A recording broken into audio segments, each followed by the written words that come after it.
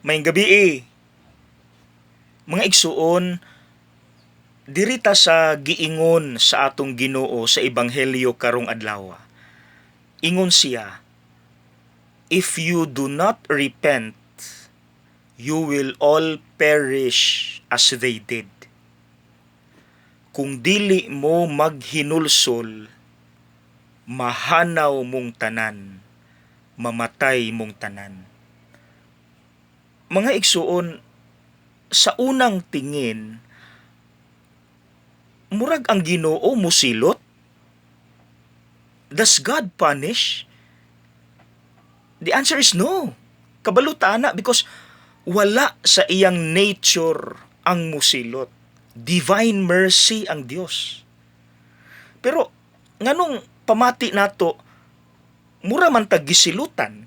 Like for example, kanang mga bati nga gakahitabo sa tong kinabuhi, pamati nato punishment man eh.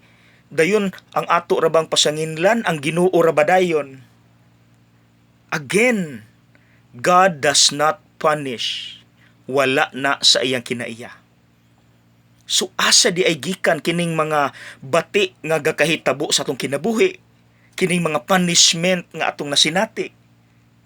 The answer is sa sala mismo. Sa sala mismo. Kay mga igsuon, kada di ay sala, naa na siya'y balon nga bad effect.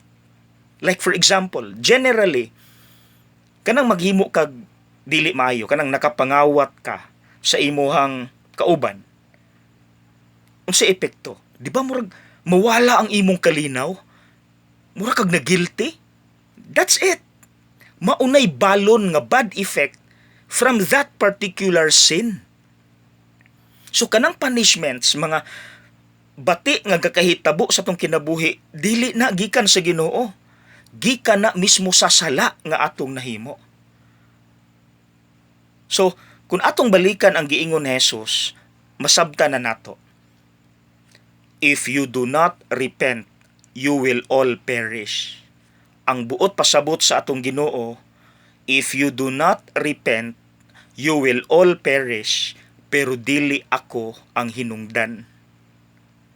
Ikaw mismo ang nag-invite sa imong punishment.